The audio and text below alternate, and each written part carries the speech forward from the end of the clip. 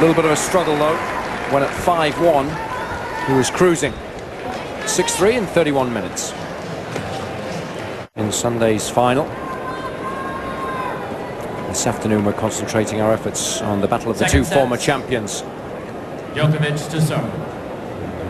Novak Djokovic has an awful lot of work to do to get anything out of this match at the start of this second set.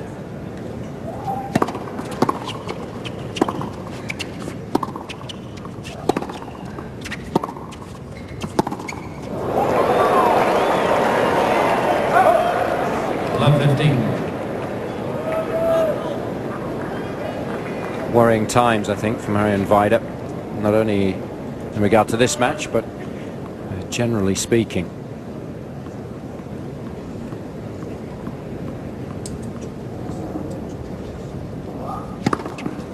It's a better serve. Let's talk a little bit, Robbie, about Djokovic changing his racket this season, because he said the other day in his press conference that he's still not 100% happy with it. It's getting there, but if you're not 100% happy with your racket, how can you play your best tennis? Yeah, for me that was one of the strangest decisions I've ever heard of.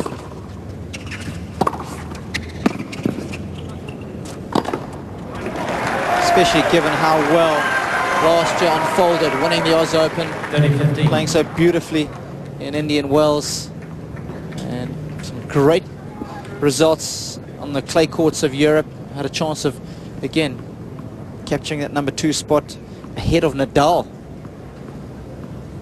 all with his Wilson racket.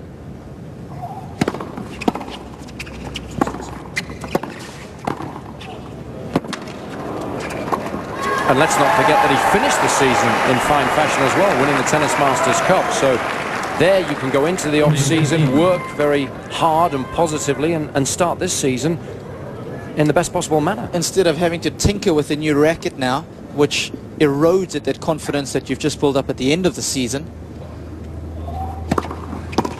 And he said he's been working, what, 7 or 8 months with the manufacturers to try and get a racket that he likes. He said it's very quick through the air, a lot quicker than the old one that he used to use. And very interesting that somebody who has had that much success with another racket would choose to change. Obviously, he'll get paid handsomely for using this one, but for me, that is the last reason you should look to change your racket. Absolutely. These guys make more money than they could ever spend in a lifetime, so it should definitely not be about the money. And you're always going to earn an awful lot more winning matches than you are from your racket manufacturer. That's for sure.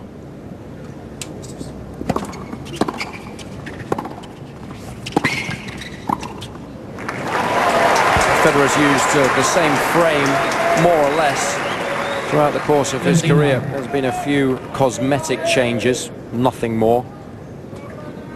Same racket Pete Sampras used to use. I think it's the same racket that Jim Courier used to use as well.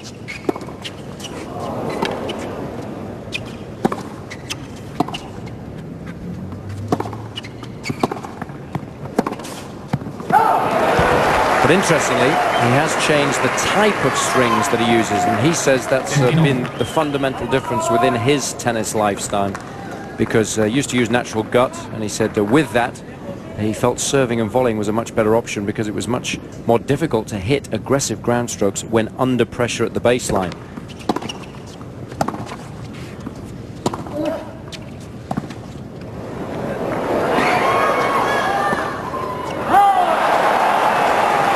Of course, that's all changed now. Federer doesn't serve volley or come into the net anywhere near as much as he used to. And of course, the likes of Nadal and Murray and Djokovic, when he's playing well, all have the ability to hit amazing shots when under extreme pressure from the baseline.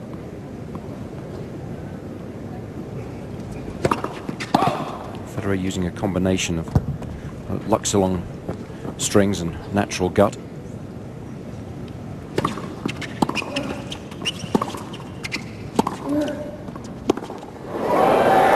And occasionally a little bit of frame as well. He's lost his way a little bit. If you take the last 20 minutes, its own. Djokovic has done rather better than Federer, even though the second seed managed to win that opening set.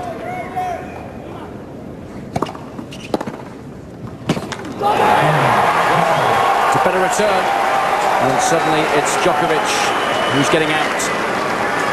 And that might be the catalyst that he needs to really start to play a little better in this match now.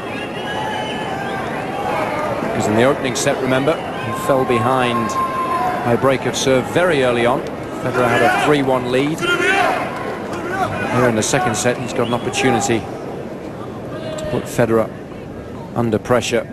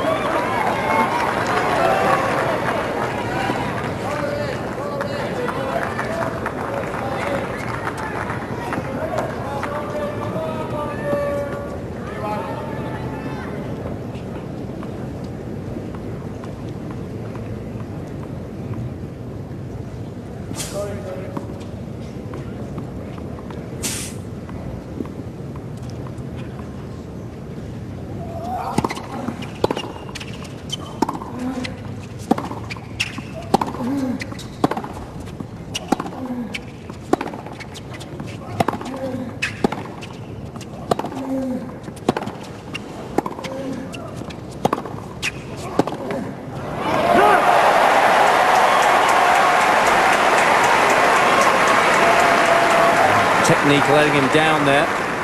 15-30.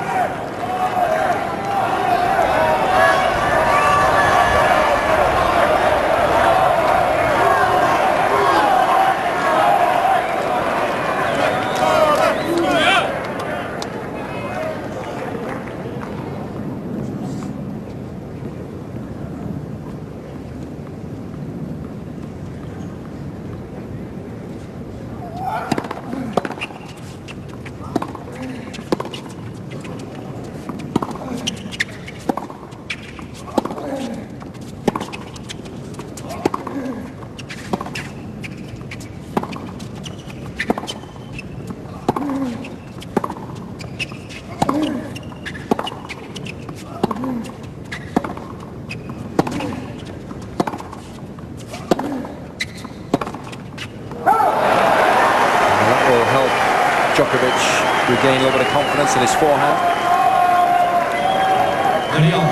Outlasting Federer. 22-shot rally.